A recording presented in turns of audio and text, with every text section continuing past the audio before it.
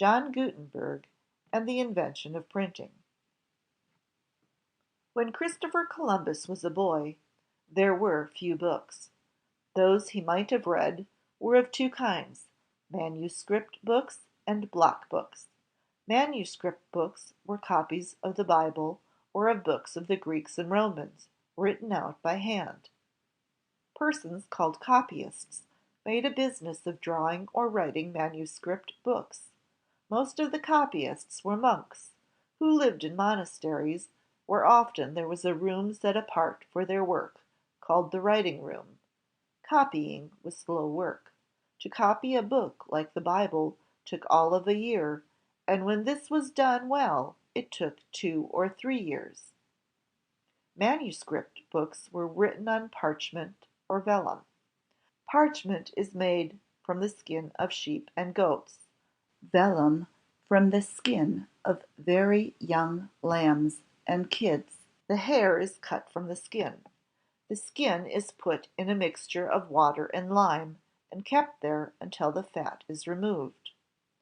It is then taken out and stretched and rubbed with pumice stone and lime until thin and smooth.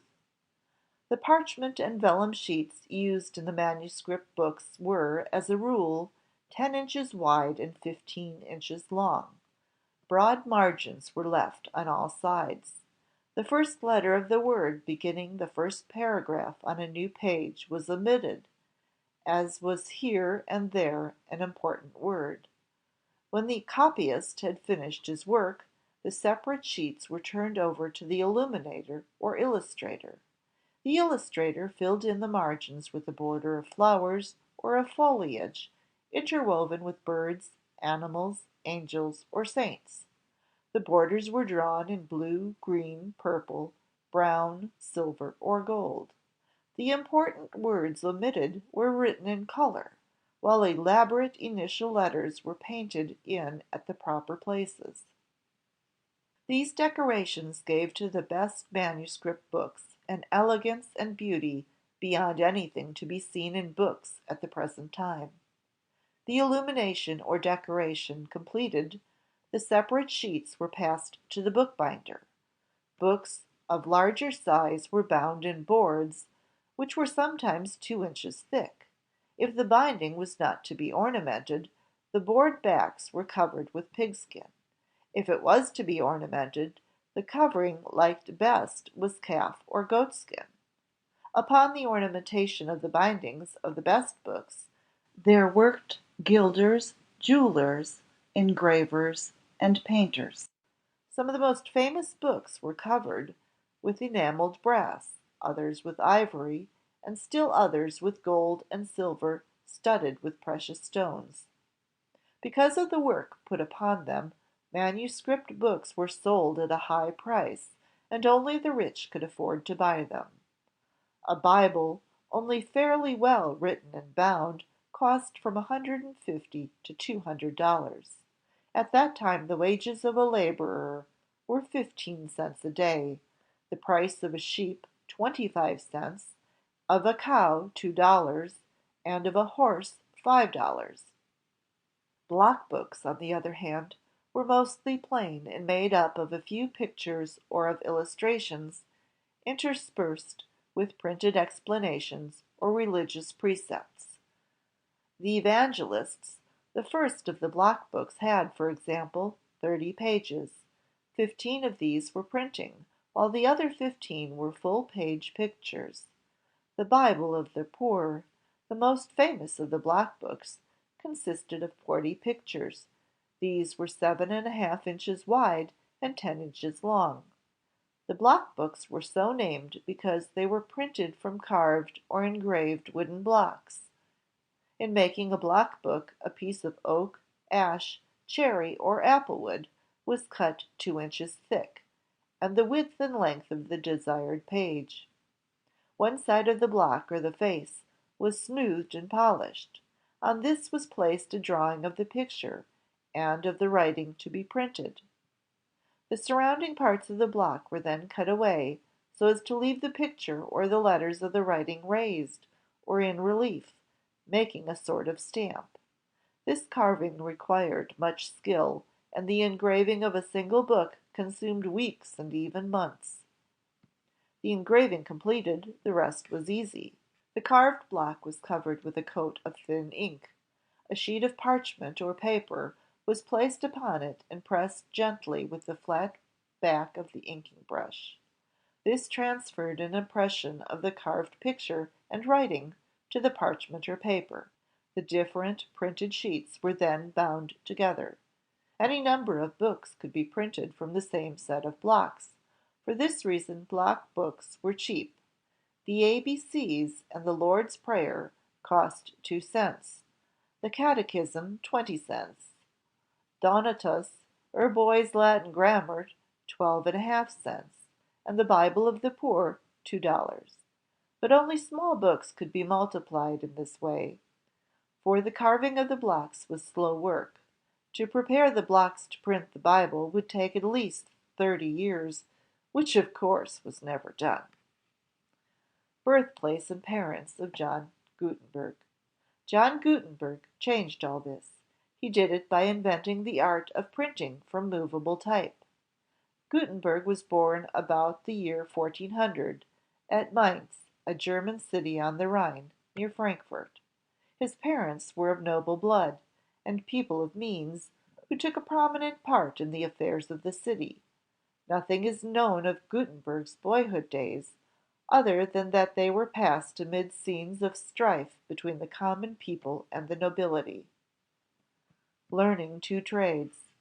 When John Gutenberg was a boy, it was thought beneath the dignity of one of noble birth to do any ordinary labor or to learn a trade. Despite this belief, he learned not one, but two trades. He learned the art of cutting and polishing precious stones, and of mirror making. It is not an easy task today to learn a trade. It was even more difficult when John Gutenberg was a boy. The trades at that time were in the hands of guilds, or, as we would say, trade unions. Of those in a trade, only the master workmen were allowed to teach it. The number of boys a master workman might take to teach was limited. The boy, while learning the trade, which took from 5 to 7 years, received no wages. Instead, he often had to pay a considerable sum for his instruction. A boy on undertaking to learn a trade became an apprentice. As an apprentice, he ran errands, brought tools and materials, took care of the shop, and assisted in other ways. After 2 years or more, he rose to be a journeyman, and served a second 2 years. In this period, he learned how to handle and to use tools, and how to do simple kinds of work. In the last 2 or 3 years of his service, the journeyman conquered the more difficult parts of the trade. As a kind of final examination, he made what was called a masterpiece. This was examined by a committee of master workmen. If they were satisfied with his workmanship, he was admitted to the guild at a great banquet held at his expense, and given the right to set up in business for himself. A long time to learn a trade? Yes. But John Gutenberg learned two, and at the age of 35 was well established at Strasbourg with a good paying business. He was also sought out by young men wishing to become cutters of precious stones or makers of mirrors, and was paid for teaching them these arts. Printing from movable type. The idea came to Gutenberg that all words, all writings, all languages are expressed in a small number of different letters. Our language has, for example, only 26 letters. With a large number of letters properly set together, a whole page of text could be printed at once. By resetting the different letters, and by repeating the process of printing, large books could be swiftly multiplied. This idea took possession of him, and after 1436, to the neglect of everything else, he gave his time, his energy, and his fortune to working out the process. The discovery of type metal. Should you go into a newspaper office and see a printing press cut, paste, fold, and deliver in 60 minutes 48,000 newspapers of 16 pages each, it would be natural to think that the most important part of printing is the press. The most important part in printing, however, is the type, or the little movable metal letters. For this reason, the key to inventing printing lay in finding the right kind of metal, and in finding an easy way of making type. Knowing that block books were printed from carved blocks, Gutenberg first tried to make type from wood. It would seem easy to do this, yet it proved difficult to carve a good letter upon the end of a small wooden stick. It proved equally hard to cut the sticks of such width that there would be equal spaces between the letters. Even when Gutenberg succeeded in doing this, for he was an expert carver, the ink so softened the wooden type that after a few impressions the printed letters became blurred. As the printed letters must be clear and distinct, Gutenberg was forced, much against his will, to give up trying to make movable type from wood. It now occurred to him that lead would serve. From his work in making mirrors, he knew how easy it was to mold it. With a simple mold, he cast a number of small lead sticks of uniform width and height, and then with no great difficulty he carved a letter on the end of each stick. He seemed to be on the direct road to success, but when he came to print from lead type, he found that it took more pressure than with wooden blocks, and when the pressure was sufficient to transfer the impression to paper, the lead letters were flattened out. Since lead was too soft, Gutenberg thought that iron might do. It proved difficult to mold small iron sticks. The iron stuck to the mold, and the sides of the little sticks were so rough that they would not fit closely together. Expert as Gutenberg was, it was slow work to cut the letters. Worse yet, when the letters were cut, so much pressure had to be used in printing that the hard iron type cut into the paper. These attempts at making type from wood, lead, and iron took weeks and months. Thus a great deal of time and labor seemed lost. Yet this was not all true, for Gutenberg learned from these trials that a metal would have to be found, out of which to make type that could be easily cast. He learned that this metal would have to be harder than lead, but softer than iron. He also learned from trying to cut metal letters that a mold would have to be invented in which the type could be cast.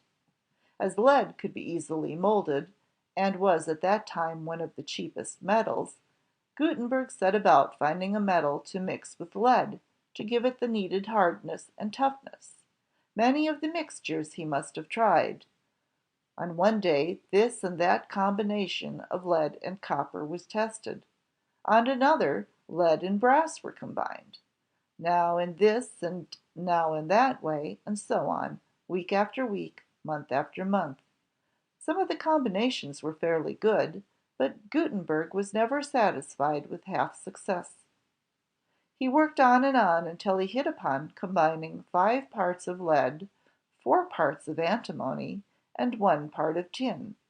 The lead supplied the bulk of the type, the antimony the hardness, and the tin the needed toughness. This mixture of metals proved satisfactory. Strange as it may seem, it is about the one used today. No better combination of metal for type has ever been found. It is known as type metal, and is only one of the great discoveries of Gutenberg. Inventing the type mold. While Gutenberg was trying to find a metal suitable for type, he was at the same time working upon a mold. Unless an easy way of casting metal type could be found, printing from movable letters could never be made a success. To understand what he really invented, let us see what tools are now used in making type. The most important of these tools are the punch or master type, the matrix or mold for the face of the letter, and the mold in which the body of the type is cast. The punch is made by taking a bar of steel about 6 inches long, and of the width of the printed letter, and the 3 or 4 times its thickness. Upon one end of this bar is drawn, say, an H. The surrounding parts of steel are then cut away until the letter stands out in bold relief. Each separate letter, both small and capital, requires a separate punch. The matrix or mold for the face of the letter is made by taking a bar of copper half an inch thick and about twice the width and 4 times the length of a printed letter. A punch is driven into this with a sharp blow. The result is the sunken imprint in the copper of the letter on the punch. This sunken letter becomes a mold for the face of the letter. The mold consists of 2 halves. When these halves are put together, their inner sides face each other and form an opening. On the lower side of the mold, and just under the opening, is a place for fastening the matrix. On the upper side, the opening is left open for the inflow of the molten type metal. A dozen or more molds are needed for each set of type. It was easy enough for Gutenberg to make a mold with which he could cast metal sticks of the same thickness. The difficult problem was to make one which would cast metal sticks of different widths, and at the same time form a letter on the end. He tried many ways of doing this. Months passed before the idea of a separate mold for the face of the letter occurred to him. Matrices were then made of lead, of iron, and of brass. In some, the impress of the letter was cast, in others it was cut or engraved. But no sooner was one made than it was put aside. Still other months went by before he thought of the punch. Molds for the body of the type were made first in one way, then in another. Some were of iron, others of lead, and still others of copper, but not one would do. How many years he toiled in hope and in despair, no one knows. We only know that by trying again and again, and never giving up, he learned that the mold should be of 2 like, adjustable parts, and that the punch should be of steel and the matrix of copper. Thus, by patient toil, Gutenberg invented the tools needed in casting type. With them he could easily cast 2 or 3 thousand letters a day. So well did he do his work that more than 400 years have made little changes in these tools or in the metal from which they are made. Although type casting machines are now employed, which cast 100 type a minute, the punch, the matrix, and the mold invented by Gutenberg are in all important points like those in use at the present time. Inventing the printing press. No press was needed in making either manuscript or block books, but when Gutenberg came to print from metal type, he discovered that considerable pressure was required to transfer the likeness of the letters to the parchment or paper. That this pressure might be quickly given and be uniform over the face of all the type, it became necessary to invent a press. Gutenberg modeled his printing press after the wine press then in use. It had 2 upright posts of great strength. These were placed 4 feet apart, fastened at the bottom to a solid wooden base, and joined together at the top by a heavy crossbeam. The middle of this crossbeam held an iron screw worked by a lever. On the lower end of the screw hung a heavy block of wood called the plate, the underside of which was flat and smooth. By turning the screw, the plate could be forced up or down. Between the 2 upright posts, and upon the base of the press, stood a strong 4-legged stool, which served to support a heavy wooden platform, 4 feet wide and 6 feet long. Upon this was laid the form, or the wooden frame, in which the type was locked. Crude as this printing press was, it served Gutenberg well, and presses like it were the only kind used for more than 150 years. The only ink at the time was the writing fluid of the copyists. Gutenberg found that when this was employed in printing, instead of forming a thin black coat over the type, It collected in drops and blotted the paper. Another kind of ink had to be made, if printing for metal type was to be a success. The Italian painters had lately invented a new paint composed of lampblack and linseed oil. It was probably from them that Gutenberg got a suggestion which turned him in the right direction. At any rate, he hit upon mixing lampblack and boiled linseed oil, and this mixture proved satisfactory. Printer's ink is still made in the same way. Trouble at Strasbourg. Gutenberg seemed to be standing upon the threshold of success, but events intervened to rob him of his reward. For a number of years he had worked night and day upon different parts of his invention. Into it went, little by little, all the money he had saved, and all he had inherited. To be able to support himself and to continue his work, he took 3 men into partnership. These men paid him a considerable sum of money for their part, and were to share in the profits of the enterprise. As was then the custom, they were sworn to secrecy. Their plan was to complete the invention and print a small religious book. Though Gutenberg and his partners worked steadily for 2 years, the invention was not complete before the Christmas of 1439. The cost of the enterprise, the faith of these men, and the will with which they worked are shown in a talk between Andrew Dritzhn, one of the partners, and Frau von Zabern. "But will you not stop work so that you can get some sleep?" "It is necessary that I first finish this work." "But what a great sum of money you are spending! That has, at least, cost you 10 guilders." "You are a goose if you think this cost but 10 guilders. Look here!